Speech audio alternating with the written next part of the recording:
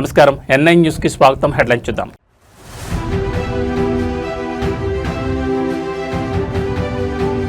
Traffic కష్టాలకు AI check. కృత్రిమ మేధస్తో నగరాల స్మార్ట్ మేనేజ్మెంట్. సీఎం ఆదేశం.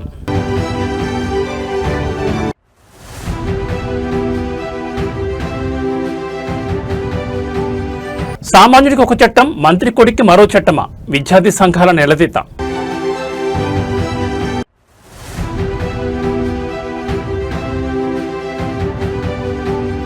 అనవసర ఖర్చులకు చెక్ పెట్టాల్సిందే. మంత్రులు, వీవీఐపీలకు చంద్రబాబు కీలక ఆదేశం.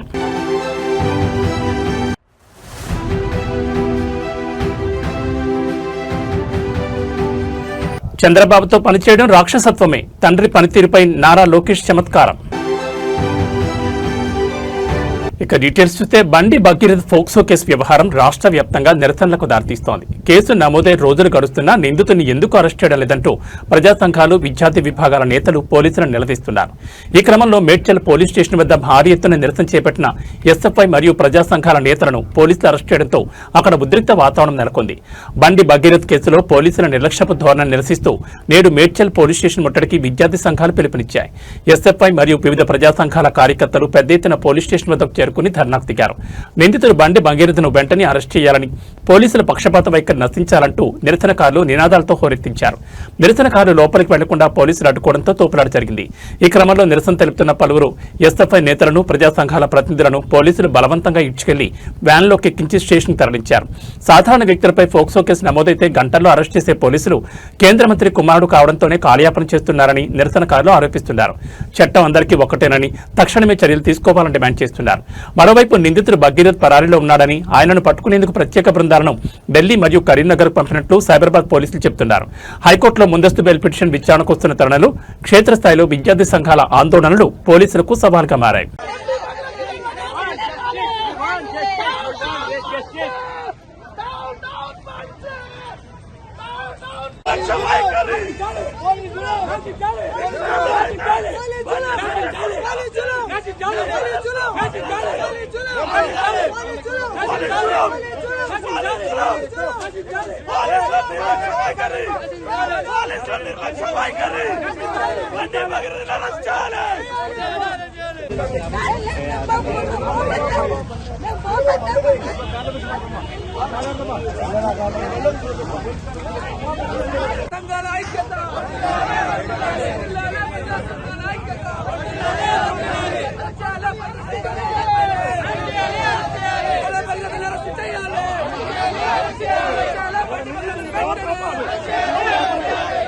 తెలంగాణ భవిష్యత్తును మార్చేలా ముఖ్యమంత్రి రేవంత్ రెడ్డి భారీ ప్రణాళికలు సిద్ధం చేశారు. కేవలం హైదరాబాద్ కే పరిమితం కాకుండా రాష్ట్ర వ్యాప్తంగా అభివృద్ధిని విస్తరించేందుకు మెగా గ్రోత్ కారిడార్లకు శ్రీకారం చుట్టారు.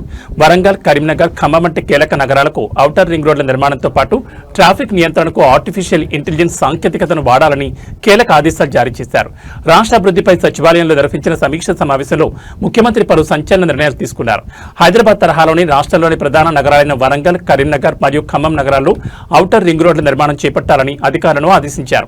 దీనివల్ల ఆయా నగరాల విస్తరణ వేగంగా జరుగుతుందని సీఎం భావిస్తున్నారు. పర్యాటక మరియు ఆధ్యాత్మిక ప్రాంతాలను కలుపుతూ ప్రత్యేక కారిడార్లను రూపకల్పన చేయాలని సూచించారు. క్లస్టర్ల వారీగా పరిశ్రమలు, ఐటీ రంగాన్ని ప్రోత్సహించేలా కొత్త కారిడార్లు రానున్నాయి. పట్టణంలో నానాటికి పెరుగుతున్న ట్రాఫిక్ సమస్యకు పరిష్కారంగా ఏఐ సాంకేతికతను వినియోగించాలని నిర్ణయించారు. సిగ్నలింగ్ వ్యవస్థ నుండి వాహనాల పర్యవేక్షణ వరకు కృత్రిమ మేధస్సును జోడించి స్మార్ట్ సిటీలుగా తీర్చిదిద్దాలని లక్ష్యంగా పెట్టుకున్నారు. ఆర్ఆర్ఆర్ వెంబడి కూడా గ్రోత్ సెంటర్లను ఏర్పాటు చేసి స్థానికులకు ఉపాధి అవకాశాలు పెంచేలా ప్రణాళికలు సిద్ధం చేయాలని అధికారులను కోరారు. ముఖ్యమంత్రి తీసుకున్న నిర్ణయాలతో తెలంగాణలోని ద్వితీయ శ్రేణి నగరాలు త్వరలోనే గ్లోబల్ సిటీలుగా రూపాంతరం చెందనున్నాయి.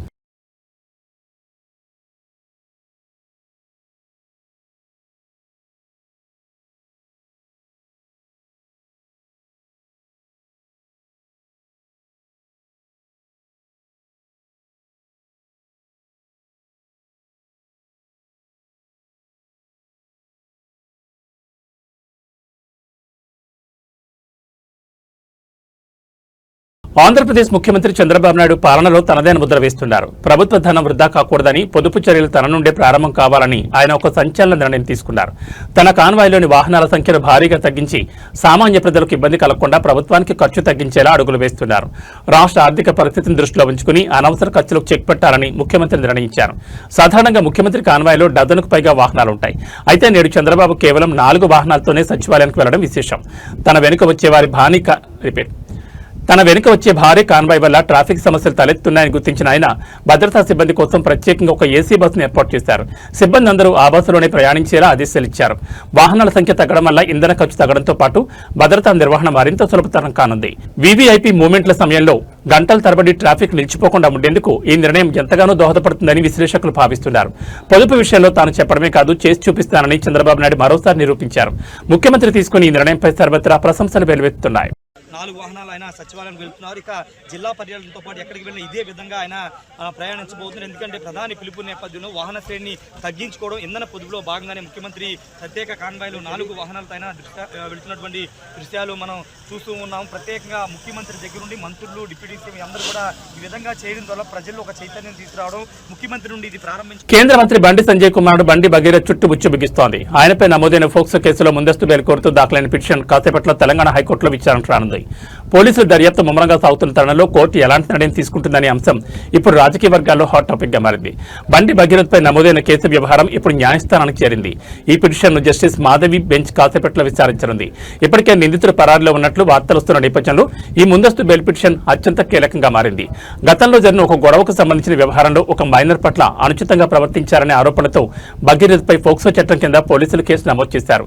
పోలీసులు తనను అరెస్ట్ చేసే అవకాశం ఉందని, అందుకే ముందస్తు బెయిల్ మంజూరు చేయాలని భగీరథ్ తరపు న్యాయవాదులు కోర్టును కోరుతున్నారు. ఈ కేసును రాజకీయ కోణంలోనే పెట్టారని బండి సంజయ్ వర్గీయులు ఆరోపిస్తుండగా చట్టం తన పని తాను చేసుకుపోతుందని అధికార పార్టీ నేతలు స్పష్టం చేస్తున్నారు. ముందస్తు బెయిల్ మంజూరవుతుందా లేక పిటిషన్ కోర్టు తిరస్కరించిందా అనేది మరికొద్ది సేపట్లో తేలిపోనుంది.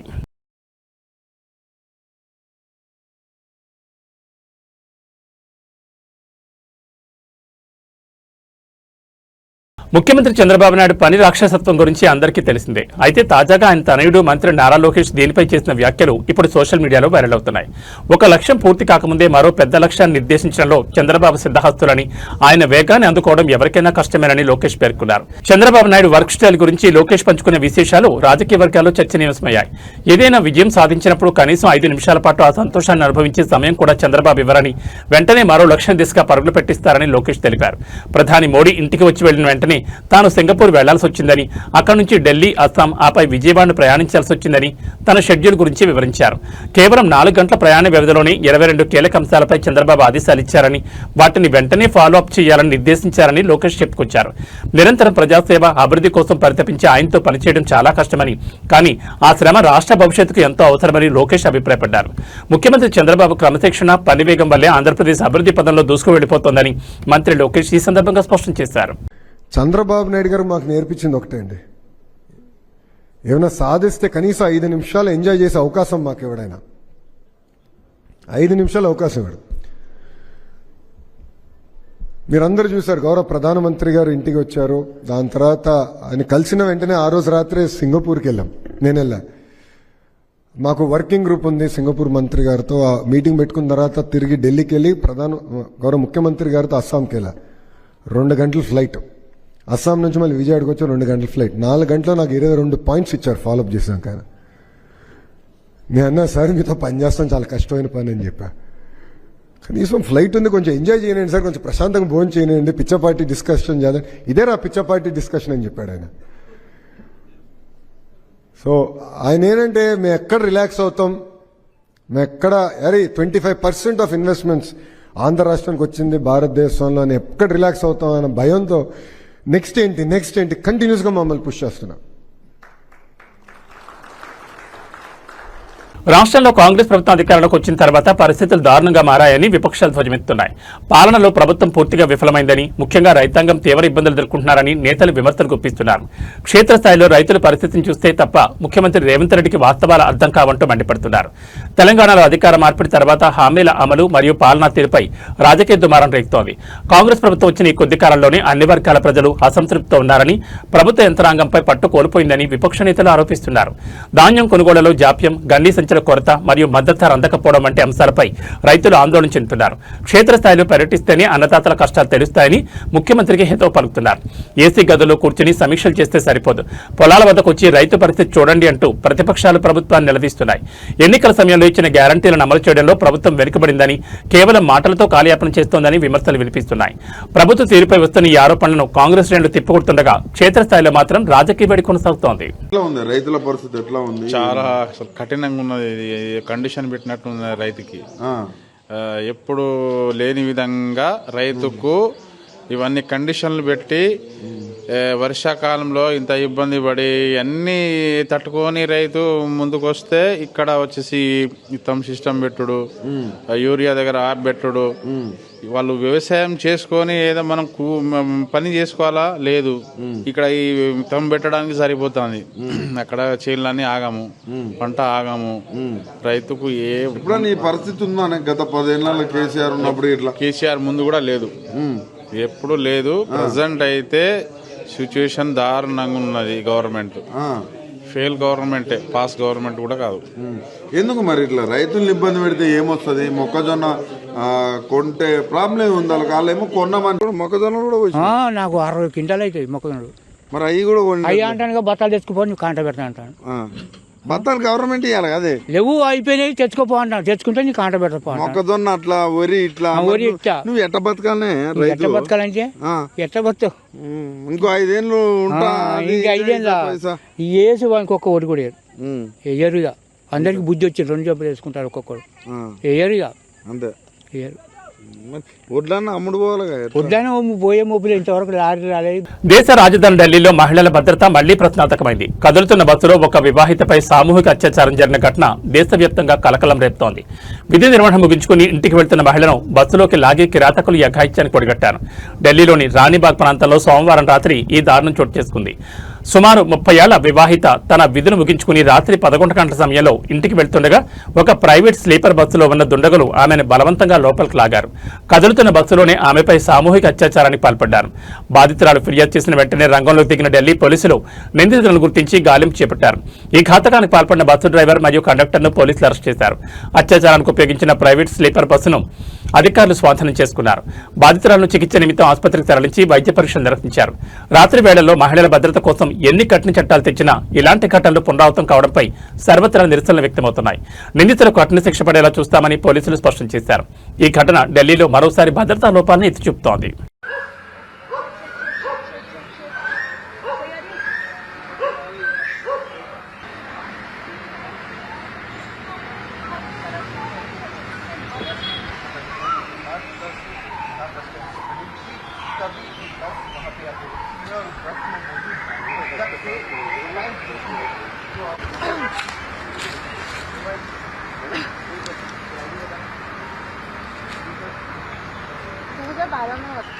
अरे सर कोशिश करने वालों भी मनी हो गया खड़े हो जाते तो మద్యం మత్తు మనిషిని ఎంతటి బాధ్యత రాహిత్యానికి గురి చేస్తుందో చెప్పేందుకు ఈ ఘటన నిదర్శనం. నిండుగా మద్యం సేవించిన ఒక యువతి తన వెంట ఉన్న చిన్నారిని కూడా పట్టించుకోకుండా వాహనం నడిపి చివరికి రోడ్డుపైన కుప్పకూలిపోయింది. తల్లి స్పృహ లేకుండా రోడ్డుపై పడి ఉంటే ఆ పసిబిడ్డ ఏడుస్తున్న దృశ్యాలు చూపర్ల మనసును కలిచివేస్తున్నాయి. మద్యం మత్తులో వాహనం నడుపుతున్న ఒక యువతి అదుపు తప్పి రోడ్డు మధ్యలో పడిపోయింది. యువతి రోడ్డుపై అపస్మారక స్థితిలో పడి ఉండగా ఆమె వెంట ఉన్న చిన్నారి ఏడుస్తూ రోడ్డుపై కనిపించాడు. పసిబిడ్డ ఏడుస్తున్నా స్పందించలేని స్థితిలో ఆ యువతి మద్యం మత్తులో ఉండడం గమనార్హం. ఇది గమనించిన స్థానికులు వెంటనే అక్కడికి చేరుకుని చిన్నారిని ఓదార్చారు. అనంతరం ట్రాఫిక్ పోలీసులకు సమాచారం అందించారు. ఘటనా స్థలానికి చేరుకున్న పోలీసులు ఆమె వివరాలు సేకరించి సురక్షితంగా ఆమెను మరియు చిన్నారిని కుటుంబ సభ్యులకు అప్పగించారు. దీనికి సంబంధించిన వీడియో నెట్టింట వైరల్ కావడంతో నెట్జన్లు తీవ్రంగా స్పందిస్తున్నారు. మత్తులో తన ప్రాణాలనే కాదు పసిబిడ్డ ప్రాణాలను కూడా పణంగా పెట్టడంపై నెట్జన్లు సదరు యువతిపై ఆగ్రహం వ్యక్తం చేస్తున్నారు. డ్రంక్ అండ్ డ్రైవ్ వల్ల ఇలాంటి ప్రమాదకర పరిస్థితులు ఎదురవుతున్నాయని, ప్రాణాలను ప్రమాదాల్లో పడేయొద్దని పోలీసులు హెచ్చరిస్తున్నారు. कुछ नहीं हुआ, ऐसे क्यों घबरा रहे हो? कुछ नहीं हुआ। ऐसे कैसे मारे? नहीं मारी है, बिल्कुल नहीं लगी है, वो साइड नहीं लगी है। अरे तुम तो खड़े हो। अरे मैं जान नहीं लगा को नाम ఛత్తీస్గఢ్లోని బస్తర్ రీజియన్లో మావోయిస్టుల ఏరువేత లక్ష్యంగా సాగుతున్న మిషన్ 2026లో భాగంగా భద్రతా దళాలు మరో భారీ విజయాన్ని అందుకున్నాయి. బీజాపూర్ జిల్లాలో మావోయిస్టులు దాచిన భారీ నిధులను మారణాయుధాలను పోలీసులు వెలికితీశారు. గత 15 రోజులుగా సాగుతున్న ప్రత్యేక గాలింపు చర్యల్లో భాగంగా ఈ డంపును గుర్తించినట్లు అధికారులు తెలిపారు. బీజాపూర్ జిల్లాలోని పామేడు ప్రాంతంలో భద్రతా దళాలు నిర్వహించిన కోంబింగ్ ఆపరేషన్లో మావోయిస్టుల అడ్డా బయటపడింది. 3 వేర్వేరు ప్రాంతాల్లో మావోయిస్టులు భూమిలో పాతిపెట్టిన సుమారు 65.52 లక్షల నగదును పోలీసులు స్వాధీనం చేసుకున్నారు. నగదుతో పాటు భారీగా మారణాయుధాలు కూడా పట్టుబడ్డాయి. ఇందులో ఒక LMG, 4 SLR రైఫిళ్లు, కార్బన్ 7 BCL లాంచర్లు మరియు భారీగా పేలుడు పదార్థాలను భద్రతా దళాలు వెలికితీశాయి. సుమారు 140 కిలోల అమోనియం నైట్రేట్, యూరియా వంటి పేలుడు పదార్థాలను స్వాధీనం చేసుకున్న పోలీసులు భద్రతా నిబంధనల ప్రకారం వాటిని ధ్వంసం చేశారు. బస్తర్ ఐజీ పి సుందర్రాజ్ మాట్లాడుతూ లొంగిపోయిన మావోయిస్టులు ఇచ్చిన సమాచారం మరియు నిఘా వర్గాల సహకారంతోనే ఈ ఆపరేషన్ విజయవంతమైందని తెలిపారు. బస్తర్ డివిజన్లో మావోయిస్టుల ఉనికిని పూర్తిగా తుడిచిపెట్టడమే తమ లక్ష్యమని ఆయన స్పష్టం చేశారు. ఈ ఆపరేషన్లో DRG, STF మరియు కోబ్రా దళాలు పాల్గొన్నాయి. ఈ భారీ రికవరీతో మావోయిస్టు వ్యవస్థ ఆర్థికంగా సైనికంగా కోలుకోలేని దెబ్బతిన్నట్లు విశ్లేషకులు భావిస్తున్నారు.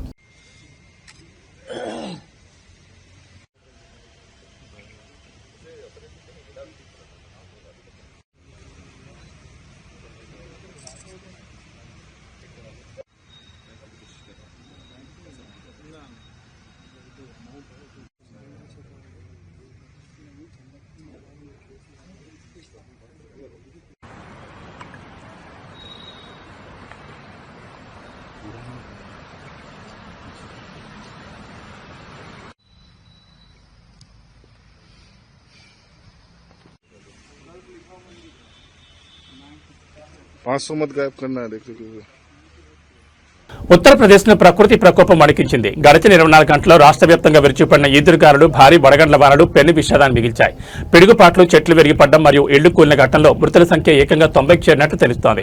ముఖ్యమంత్రి యోగి ఆదిత్యనాథ్ దీనిపై తీవ్ర దిగ్భ్రాంతిని వ్యక్తం చేస్తూ బాధితులకు తక్షణ సహాయం అందించాలని ఆదేశించారు. బుధవారం రాత్రి నుంచి ఉత్తరప్రదేశ్లోని పలు జిల్లాల్లో వాతావరణం ఒక్కసారిగా మారిపోయింది. తాజా నివేదికల ప్రకారం ప్రయాగరాజ్, భదోహి, మీర్జాపూర్ మరియు ఫతేపూర్ జిల్లాలో అత్యధికంగా ప్రాణ నష్టం సంభవించింది. భదోహిలో 18 మంది, ప్రయాగరాజ్లో 17 మంది, మీర్జాపూర్లో 15 మంది మరణించినట్లు సమాచారం. గంటకు 50 నుంచి 60 కిలోమీటర్ల వేగంతో వీచిన గాలులకు వందలాది చెట్లు, విద్యుత్ స్తంభాలు నేలమట్టమయ్యాయి. పలు చోట్ల ప్రయాణిస్తున్న వాహనాలపై చెట్లు పడి ప్రాణ నష్టం జరిగింది. మృతుల కుటుంబాలకు 4 లక్షలు చొప్పున పరిహారం ప్రకటించిన ప్రభుత్వం 24 గంటల్లోగా సహాయం అందేలా చూడాలని జిల్లా కలెక్టర్లను ఆదేశించింది. ఈ అకాల వర్షం వల్ల రాష్ట్రంలో పంటలకు భారీ నష్టం వాటిల్లింది. ముఖ్యంగా వేసవి పంటలు దెబ్బతినడంతో రైతులు ఆవేదన వ్యక్తం చేస్తున్నారు. సహాయక చర్యలు ముమ్మరంగా సాగుతున్నాయని, బాధితులందరినీ ఆదుకుంటామని యూపీ రిలీఫ్ కమిషనర్ కార్యాలయం వెల్లడించింది.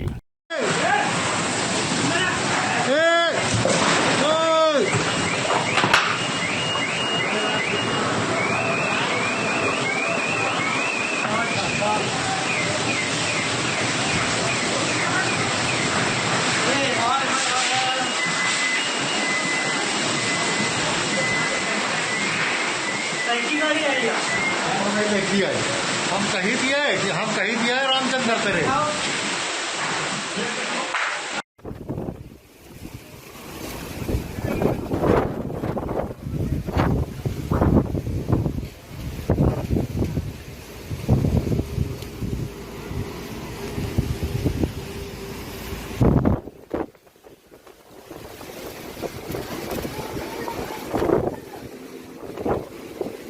దేశవ్యాప్తంగా కోట్లాది మంది విద్యార్థుల భవిష్యత్తుతో ముడిపడి ఉన్న నీట్ పేపర్ లీక్ కేసులో సీబీఐ దర్యాప్తు కీలక మలుపు తిరిగింది.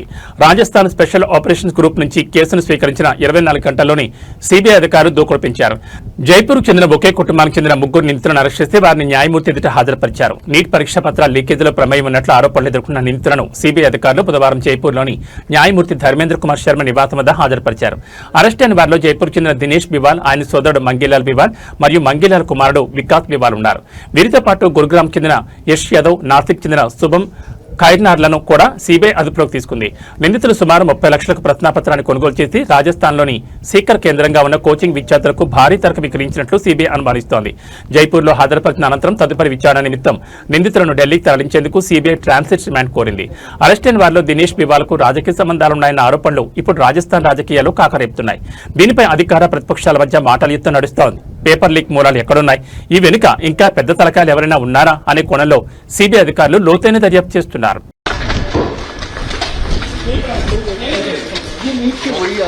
जी ने पर्चे लिख के मामले में सीबीआई ने गिरफ्तार किया। पहले एसओजी की कस्टडी में थे और अब इन्हें वहाँ पर CBI ये देखिए, ये 3 और ये 4, ये 4 लोग हैं। इन चारों को यहाँ पर सीबीआई के स्पेशल जज के घर में पेश किया जा रहा है। सीबीआई के तमाम और एसओजी ने इनसे लगातार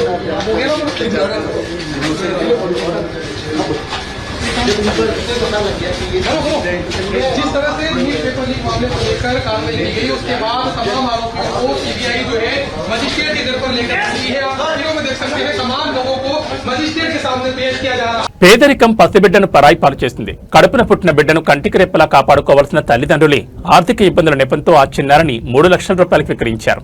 మెదక్ జిల్లా కొల్చారం మండలంలో వెలుగు చూసిన ఈ శిశు విక్రయ ఘటన కలకలం రేపుతోంది. అంగన్వాడీ సిబ్బంది అప్రమత్తతో ఈ దారుణం వెలుగులోకి వచ్చింది.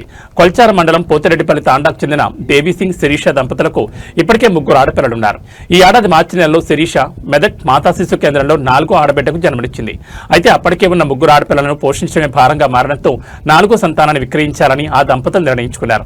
మధ్యవర్తుల సహాయంతో సిద్దిపేట జిల్లా అలీనగర్ ప్రాంతానికి చెందిన సంతానం లేని కమలమ్మ లెంగయ్య దంపతులకు 3 లక్షలకు ఆ పసిబిడ్డను విక్రయించారు. ప్రసవం తర్వాత తల్లి వద్ద బిడ్డ లేకపోవడాన్ని గమనించిన అంగన్వాడీ సిబ్బందికి అనుమానం వచ్చి ఐసీడీఎస్ అధికారులకు సమాచారం అందించారు. అధికారులు తాండాలో విచారణ చేపట్టగా శిశు విక్రయం జరిగినట్లు నిర్ధారణ అయింది. ఐసీడీఎస్ అధికారుల ఫిర్యాదుతో రంగంలో దిగిన పోలీసులు శిశువు తల్లి, కొనుగోలు చేసిన దంపతులు మరియు ఈ వ్యవహారంలో కీలక పాత్ర పోషించిన మధ్యవర్తులతో సహా మొత్తం 9 మందిని అరెస్ట్ చేశారు. ప్రస్తుతం ఆ శిశువును అధికారులు రక్షించి శిశు గృహానికి తరలించారు. పేదరికం సాగుతో విక్రయాలు జరిగితే చట్టపరమైన చర్యలు తప్పవని పోలీసులు హెచ్చరిస్తున్నారు.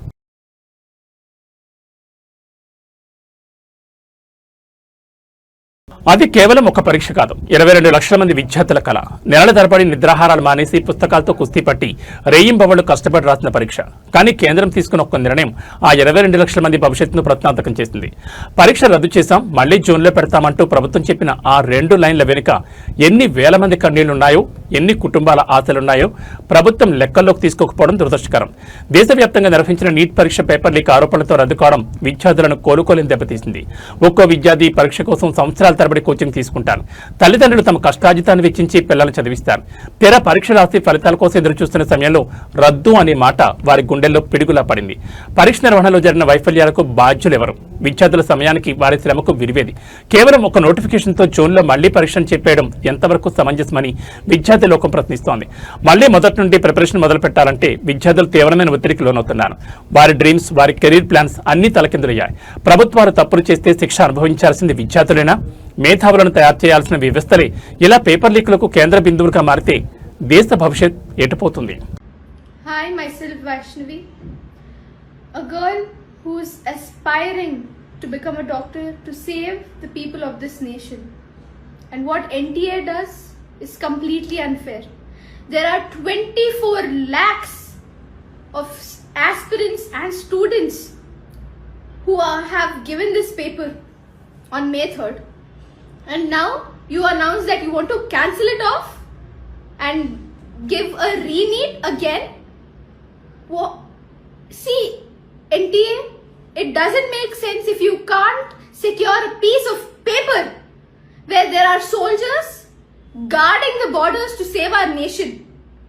We aspirants want to save the people of our nation, the patients who come. This is how you treat the aspirants.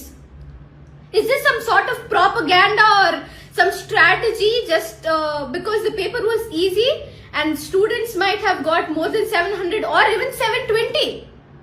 Just because you want to get everyone into management quota, some money laundering thing?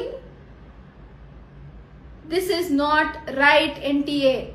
There are students who have been studying. It might be their first year attempting this NTA NEET exam. It might be their 7th year. Doesn't matter. The thing you have to do is secure that piece of paper. ఇవి ఈ bulletin విశేషాలు. మరో బులెటిన్లో మళ్ళీ కలుసుకుందాం. నమస్కారం.